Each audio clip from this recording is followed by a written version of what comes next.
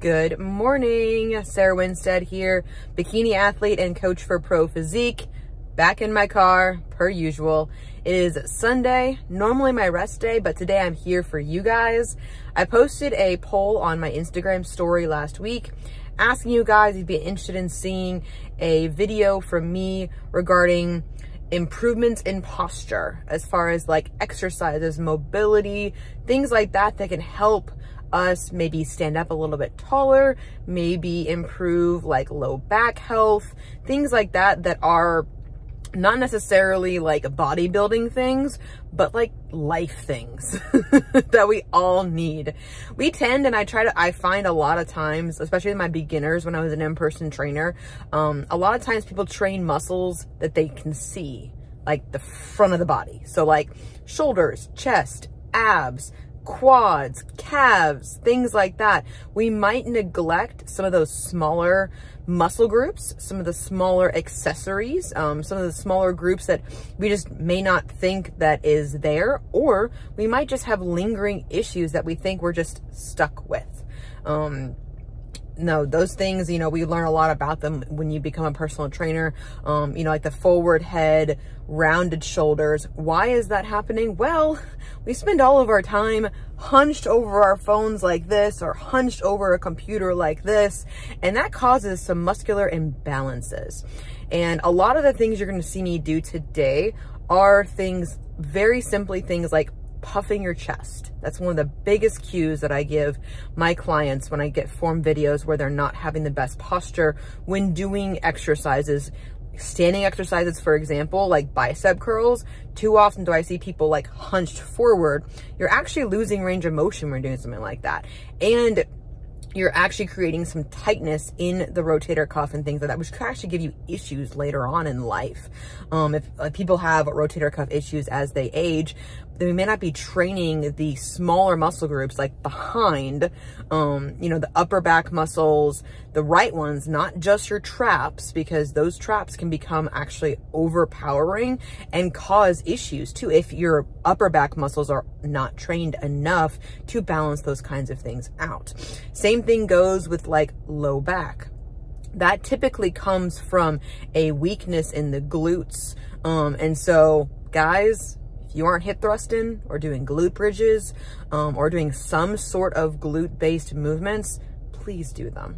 Please do them. It's going to save your low back. I know it looks weird, but please do them. So I'm going to go over a few of those things today here in the video, because I found that, you know, as I look around in the gym, as I talk to more lifestyle clients and work with them, a lot of them do have these kinds of issues, which is totally normal for people kind of, again, as we get a little bit older. And again, I still see it in some of my college kids that I coach as well, because, you know, again, we're hunched over a desk all day, taking notes or reading books and things like that. So, you know, I want to set up some good habits for people for the future. So these are a few exercises. I'm going to break them down kind of by muscle group when I demonstrate them in the gym, as far as like, okay, this is good for like shoulders and back, and this is good for like low back and glutes and core.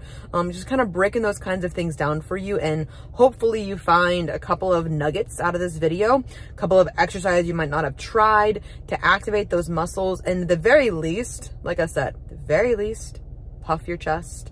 It forces the shoulder blades back and down.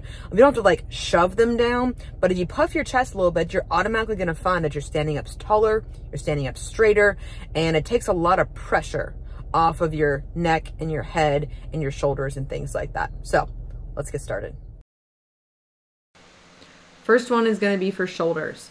Banded pass-throughs. You can do this with a band or a PVC pipe. It warms up the rotator cuff, it forces your shoulders back, and it opens up the chest. I love this for a shoulder opener. First thing I do on every single shoulder day. Next one's going to be band pull-aparts. Again, opens up the chest, activates the smaller muscles in the back part of our shoulder and our upper back, and forces us to puff our chest. You'll notice I'm not leaning forward when I'm doing this. I'm standing up pretty straight. Next one for shoulders, 90-90s. Start with these unweighted, but you're basically making a goalpost with your arms and rotating down and up. You're rotating the shoulders to warm up the rotator cuff, to activate some of those upper back muscles as well, to activate those stabilizers that we don't normally see, especially in the back part of our shoulder. I love this as a warm-up as well. First exercise for good posture is going to be inverted rows or TRX rows. I love these. Make sure you're pulling to the top part of your chest. Everything moves together. My head is back. My head is not rounded or forward. I'm making sure everything is raising and lowering together. Core is tight, and I'm pulling with my pinkies and my elbows with this movement. Next exercise is rear delt machine. Notice my setup. My chest is pushed into the pad. My gaze is up. Too often I see people hunched forward. Now, with the range of motion, only go out as wide as your shoulders, have soft elbows, and make sure your hands and wrists and shoulders all line up in one nice line. Make sure the core stays nice and tight, and this is really going to help improve the posture. Make sure we're strengthening those muscles in the back part of the shoulder and the upper back area as well. Shifting over to back, scapula retractions. Fantastic for those of us that don't feel our lats or that may feel that we do have that rounded shoulder or that forward head. From a dead hang, think about pulling your shoulders away from your ears actively and pulling your shoulder blades into the back pockets. This is a great exercise to warm up with. Next up is lat pull downs. Noticing my setup here, I am doing a small scapula retraction before I start to pin my shoulder blades back and down. You'll notice I'm not leaning really far back on this. I'm pulling to the top part of my chest, and I am not doing these behind my head. Never do these things behind your head. It only exacerbates poor posture.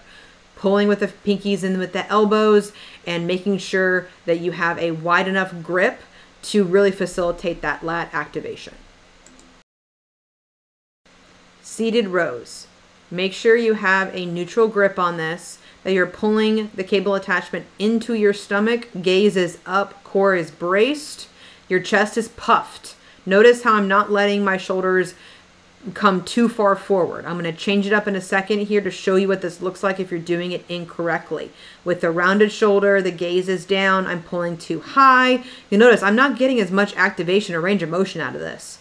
It's very difficult to do. So when you puff the chest, your shoulders automatically roll backwards, and we have a lot better posture, a lot more control over the weight when we improve that.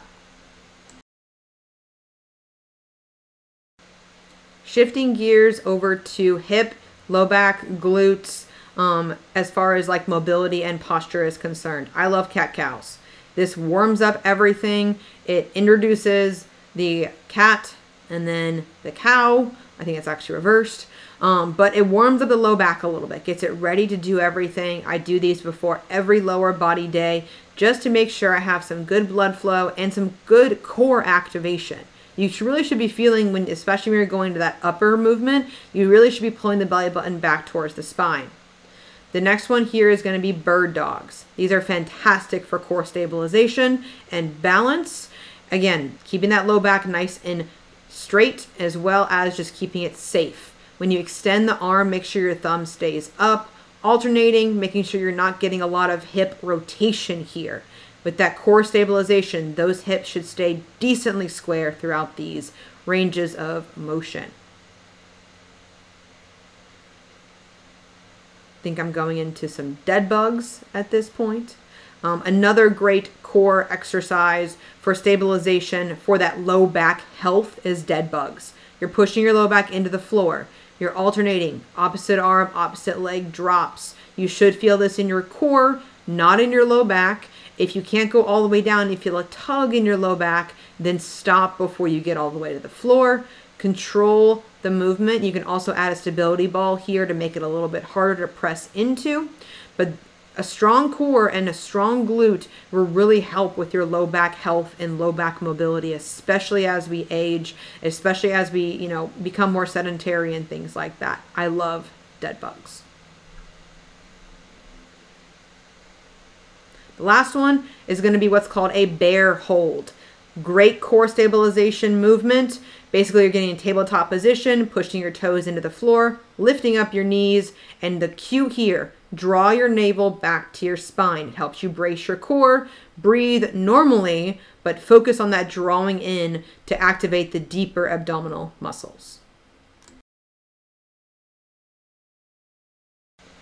The biggest issue I see for people with poor low back health is going to be the hip hinge, the inability to actually do things like RDLs correctly and also pick things up off the ground. Now, banded hip hinges of what I'm demonstrating right here allow the band to physically pull your hips back. There should be enough tension there for your hip to be pulled back as you lean forward. Now, everything travels down as a unit. Notice my eyes travel down with me, and I have my chest pretty puffed here as well.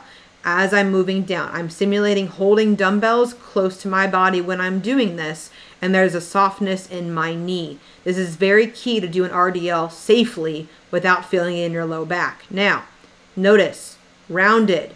It's very, very difficult to do. You puff your chest, and then you go back down again. So, puff the chest, roll the shoulder blades back, keep that posture nice and tight, keep the core braced, and you will do an RDL very nicely. All right, so hopefully you guys found those clips helpful. Again, I probably could have done 15 more, but that was just kind of a smattering going through different muscle groups that I see people just making some minor tweaks to in the gym can really help you improve your posture over time and maybe help feel less tension in your head, your neck, your shoulders, and maybe able just to say, okay, we're sitting up and standing up just a little bit straighter because we have the muscles, because we have the mobility, because we take that kind of stuff seriously, especially as we get older. And so the biggest thing, like I mentioned before in the intro clip, is puffing your chest. When you're doing standing exercises like bicep curls, puff your chest. It automatically has the amplitude. It forces the shoulder blades back and down. It gives you that nice open chest cavity to where you can do that full range of motion. You can do that full range of motion for the front raise and for the side raise. When you find that you start going like this, just puff the chest. Puff the chest. That's honestly the best thing I can tell you to do because it's just such an active movement, and because we don't know when we're doing this. Like half the time I do it still sitting at my desk. I'll find that I'm doing this and I'm just like, oh wait, you know, that's why I love yoga as well. Like my husband does yoga tree pose. So good. Literally like it was just Earth Day. So it's like, we're standing like a tree. You know, we're opening up, we're facing the world, we're not hunched away, because body language is a real thing too for a lot of people. And so, you know, using the gym as a way to improve those kinds of things. Yes, we all want to hit PRs. Yes, we have physique goals. All things are fantastic. But if we're not taking care of those smaller muscle groups and those accessories and doing those movements, especially for like core strength and stabilization and balance, for things like low back health and strengthening our glutes, like all these things matter, especially as we get older. I've trained clients from middle school all the way into their 80s. And so it's like, we have to do these kinds of things, simple as though they may be, to make sure that we don't get injured, that we don't tear something, that we don't have to have shoulder surgery for something that could have been preventable by simply doing more mobility work, doing more direct strengthening exercises of muscles that we cannot see. Almost everything that I showed you is the posterior chain, everything behind us that we just don't see in the mirror every single day. And it's totally normal to feel that way. So I think that's everything that I wanted to cover for this video. If you guys have other questions, I can do a part 2 of this.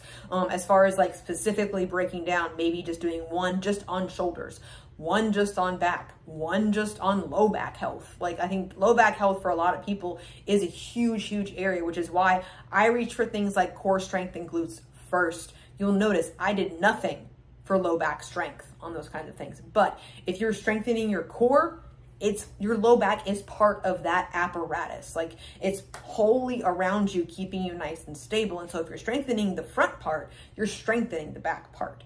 As far as like that kind of stuff is concerned, the muscles back there are not very large groups, but they're very important, and they can get strained and just like sore and not fun. Like I literally did a lot of like yard work over the past couple of weekends of doing like mulch and rocks in our front yard, and I was bending and doing all these kinds of things. When you're moving, a lot of my clients say when they're moving, it's just like, oh shit, there's boxes here, then everywhere. It's like they feel it in their low back. And I'm just like, that's also your body telling you, hey, we need a little bit more attention to these areas as far as like the mobility is concerned, the range of motion is concerned, to make sure that we don't have an injury. Like I would say 90% of the injuries that I've heard about from my clients happen when we're not in the gym.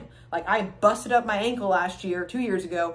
I tripped over a damn hose. It's like my old personal training director tore his bicep getting his dog out of the car. Like a lot of things happen to us and injuries when we're not in the gym, but we can correct it when we're in the gym.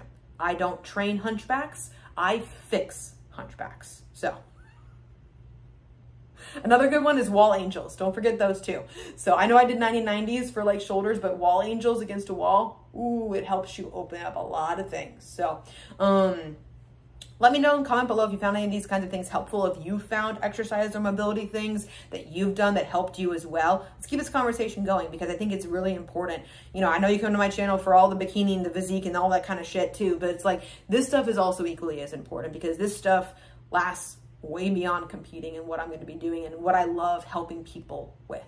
So thank you guys so much for watching. Like, comment, subscribe, all the things, and I'll be back with another video soon. Thanks.